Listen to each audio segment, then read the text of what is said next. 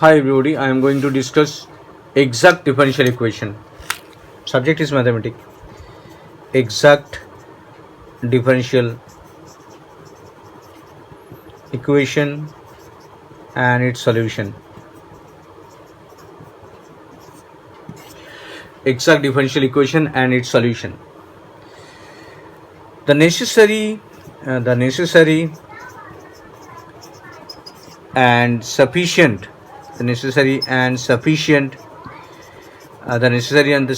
condition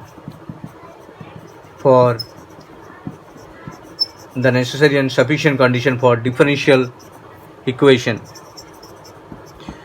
The necessary and sufficient condition for differential equation m, that is m dx plus n dy equal to 0 to be exact is, so there is a necessary and sufficient condition for differential equation am dx plus n dy equal to 0 to be exact if dm, that is partial differentiation of dm by dy, m এর সাথে y, এটা reverse হবে, তো m যেখানে dx এর সাথে আছে সেটা y এর সাথে পার্শিয়াল ডিফারেন্সিয়েশন অ্যান্ড n এর সাথে dx, এইভাবে মনে রাখার চেষ্টা করবে। যেখানে যেভাবে অঙ্কটা আছে m dx plus n dy, এখানে dx আর dy সেপারেট করতে পারছি m n হোমোজিনিয়াস ইকুয়েশন ফরম্যাটে যেটা আমরা জানি, তো এখানে m আর n সেপারেট করতে পারছি। তো m এর সাথে dx আছে, কিন্তু আমরা যখন ক্যালকুলেশন করবো তখন m এর সাথে পার্শিয়াল ডিফারেন্সিয়েশন করার সময় dy নেব আর n এর সাথে dx কে নেব। যদি এটা ইকুয়াল টু হয় তাহলে আমরা জানবো it is an exact. The condition for exact differential equation, this one is dma by dy equal to dn by dx. So there is a rule for finding the solution. We have to check whether the equation is exact, and this is the rule for checking the differential equation is exact. Now there is a solution technique of exact equation. This is a very important question regarding semester. Solution of m dx plus n dy equal to 0. Rule is integration m dx considering y as constant, plus integration n, that is the term of n not containing x, dy equal to c. C is a constant. This is the rule for am dx, and y can be considered as constant. যদি y এর কোনো term থাকে তাহলে সেটাকে constant ধরা হবে, শুধু x এর গুলোর উপর আমরা ডিফারেন্সিয়েট করবো। আর n এর সময় x এর টার্মসগুলো যেগুলো থাকবে এক্সেপ্ট নট কন্টেনিং এক্স, শুধু আমরা y এর টার্ম নিতে পারবো, x এর টার্ম নিতেই পারবো না। এখানে ফার্স্টটাতে y এর টার্মগুলো কনস্ট্যান্ট ধরা হবে, সেকেন্ডটাতে y এর টার্মগুলোই থাকবে, শুধু x এর টার্ম নেওয়াই যাবে না। তো আমরা এই ইকুয়েশনগুলো কীভাবে আমরা সলভ করব, let us consider the example. So that first of all, so that 3x plus 4y plus 5 dx plus 4x minus 3y, this is given question from the question paper, equal to 0. So that is exact, and then solve it. This is the question given in the examination question paper. We have to solve this equation. আমরা কি করে বুঝবো এটা exact? আমরা দেখতেই পাচ্ছি ফরম্যাটটা already দেওয়া আছে m dx plus n dy ফরম্যাটে। তো আমরা here solution, here m dx plus n dy equal to 0 format is given. Mean m equal to আমরা পেয়ে যাচ্ছি 3x plus 4y plus 5, আর n আমরা পাচ্ছি যে পার্টটা dy এর সাথে আছে সেটা n, মানে 4x minus 3y plus 3।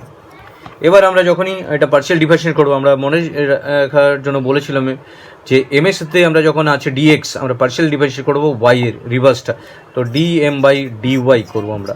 তো এটা dm by y এর রেসপেক্টিভ যদি পার্শিয়াল ডিফারেন্সিয়েট করি তাহলে এক্সট্রা কনস্ট্যান্ট, এটা 0, ওয়াইটা 4 আর 5টা constant mean 0, that is equal to 4 আছে। এই পাশে যদি আমরা এন আছে, এনের সাথে ছিল ওয়াই, তো আমরা ডিফারেন্সিয়েট করবো এক্সের, ডিএক্স ইকুয়াল টু, তাহলে এক্সের ডিফারেন্সিয়েট করলে এখানে এক্সের সাথে অনলি ডিফারেন্সিয়েট হবে ওয়াইটা কনস্ট্যান্ট, 3 কনস্ট্যান্ট, তাহলে 4, dm equal to dy, dm by dy equal to dn by dx. So it is exact. এখান থেকে আমরা এক্সাক্ট ইকুয়েশন প্রুভ করতে পারছি। যখন আমরা এক্সাক্ট ইকুয়েশন প্রুভ করতে পারবো তখন আমরা সলিউশন স্টেপে যাব যে এটা কীভাবে আমরা সলভ করব। তো আমরা আগে চেক করবো যে কোনো ইকুয়েশন আমরা দেবে এম ডিএক্স এক্সাক্ট প্রুভ করতে দেবে, তখন আমরা M dx plus N dy ফর্মেটে যাবো। এম এর সাথে যে টার্মটা আছে সেটা আমরা ওয়াই এর রেসপেক্টে পার্শিয়াল ডিফারেন্সিয়েট করবো, এন এর সাথে যে টার্মটা আছে সেটা এক্স এর রেসপেক্টে পার্শিয়াল ডিফারেন্সিয়েট করবো। যদি দুটো টার্ম ভ্যালু মিলে যায় তখন আমরা এটা বুঝবো এটা একটা এক্সাক্ট ইকুয়েশন। এবার আমরা এক্সাক্ট ইকুয়েশনকে সলভ করতে পারবো। Another solution, first of all আমাকে এক্সাক্ট ইকুয়েশন বলতে হবে, তারপর আমাকে সলিউশনে যেতে হবে। সলিউশন নিয়মটা আমরা সেই আগের মতোই একবার লিখে নেব। তো আমরা জানি যে ইন্টিগ্রেশন করব কার, এম এর সাথে এম ডিএক্স, এখানে ওয়াইকে কনস্ট্যান্ট ধরা হবে, মিন এম এখানে আছে 3x plus 4y plus 5 dx plus integration করব এই সেকেন্ড টার্মটা, সেখানে আমাকে এক্সটাকে আমার নেওয়াই যাবে না, এক্সের যে টার্মগুলো আছে সেই টার্মগুলোকে আমরা নিতে পারবো না। তো এখানে আমরা ওয়াইয়ের টার্মগুলো অনলি নিতে পারবো, 3y plus 3 into dy equal to 0। এবার আমরা ইন্টিগ্রেশন ফর্মেটে করে যাব। এটা যদি আমরা ইন্টিগ্রেশন করি, 3x সেপারেট করেছি, 3x এটা 4y dx plus 5 integration 5 dx plus এটা integration minus 3y dy plus integration 3 dy equal to 0। তো আমরা এটা যদি ইন্টিগ্রেশন করি ইজিলি আমরা 3x স্কোয়ার বাই 2, কারণ x এর ইন্টিগ্রেশন করলে x স্কোয়ার বাই 2 হয়ে যায়। এখানে y আছে, আমরা এটা কনস্ট্যান্ট, তাহলে 4y বেরিয়ে আসবে, অনলি dx থাকবে, dx এর ইন্টিগ্রেশন করলে এটা x, এটা 5x। তো এখান থেকে আমরা তিনটে পেয়ে গেলাম। এখানে যেটা পাচ্ছি minus 3y square by 2 and 3y equal to c। So this is the answer of the exact equation solution. In this way we can solve the differential equation is exact or not. Second question is whether the differential equation is exact or not. So this is the solution of the given question. Verify the differential equation. This is the second question. Verify the differential equation e to the power x e to the power y dx plus x e to the power y plus 2y dy equal to 0 is exact, and then solve it. This is the format of m dx plus n dy equal to 0. M is equal to e to the power y and n is equal to x e to the power y plus 2y. M এর সাথে dx আছে, তো partial differentiate করবো যখন আমরা Y এর রেসপেক্টে করবো, তাহলে এটা ইটু পাওয়ার ওয়াই পাচ্ছি। এটা আমরা এক্স এর রেসপেক্টে করবো পার্শিয়াল ডিফারেন্সিয়েট, এক্স এর রেসপেক্টে করলে ওয়াইটা কনস্ট্যান্ট হয়ে যাবে। তো এখানে এক্স এর ডিফারেন্সিয়েট করলে Y two power y, x এর এটা এক্স এর ডিফারেন্সিয়েট করলে 1 আর ওয়াইটা কনস্ট্যান্ট যেহেতু 0, তাহলে বোথ সাইডে আমরা ইটু পাওয়ার ওয়াই পাচ্ছি, that is mean dm by dy equal to dn by dx. So it is exact. আমরা এক্সাক্ট ইকুয়েশন আমরা এটাকে প্রুভ করতে পারছি। এবার আমরা যে নেক্সট স্টেপে যাব, যেখানে আমরা সলিউশনটা করতে পারবো কি how to solve this differential equation. তো এটা আগে আমরা এক্সাক্টটা প্রুভ করতে হবে, তারপর সলিউশনে যেতে পারবো আমরা। তো আমাদের যে ইকুয়েশন আছে dy dx plus x E to the power y plus 2y dy equal to 0।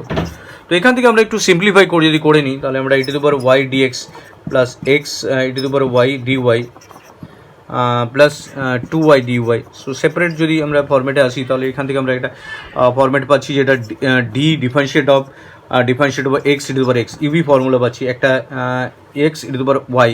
তো এই ফর্মেটে আমরা এটাকে আনতে পারছি, একবার এক্স এর ডিফারেন্সিয়েট করছি তখন E to the power Y constant থাকছে ডিএক্স, আর একবার ওয়াই রাখলে Y E to the power Y আর এক্সের মতো পড়ে থাকছে। তো এটা ইজিলি আমরা এই স্মল ফর্মেটে আগে নিয়ে আসলাম।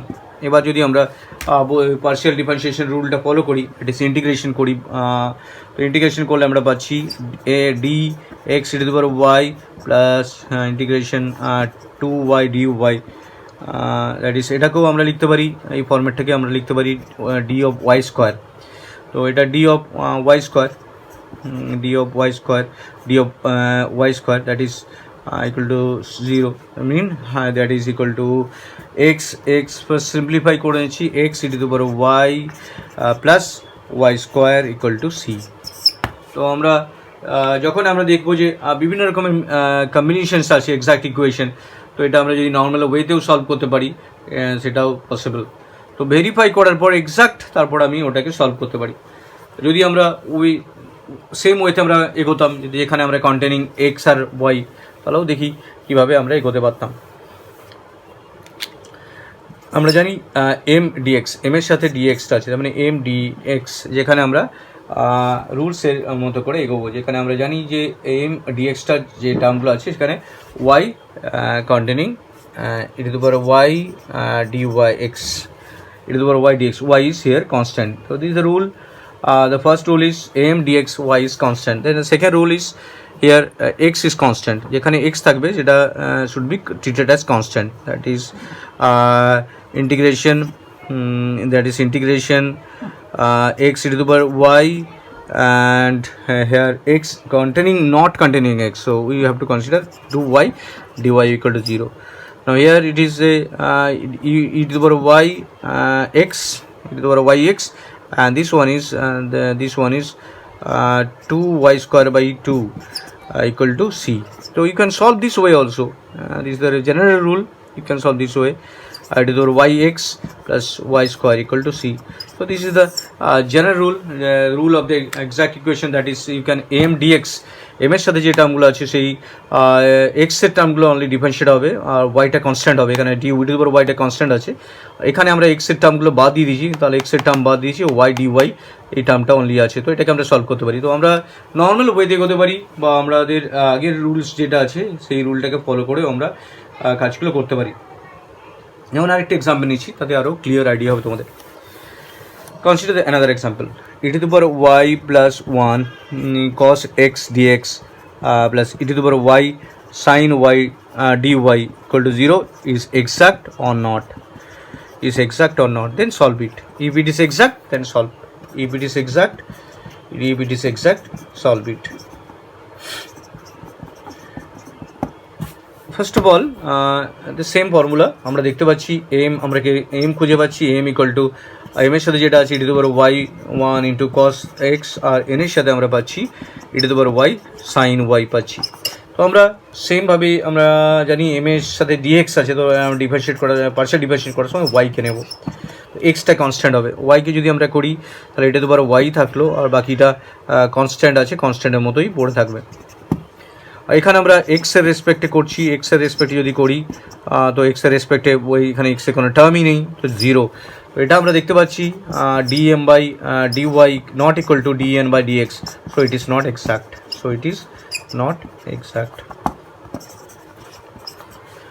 আমাদের কোশ্চেনে অনেক সময় এক্স্যাক্ট চেক করতে দিতে পারে, এটা এক্স্যাক্ট আছে কি নেই, তো আমরা চেক করে নিই, এটা এগোতে পারি। তো এটা এক্স্যাক্ট কি এক্স্যাক্ট নয়, এটা এক্স্যাক্ট নয়, সো সলভ করছি না।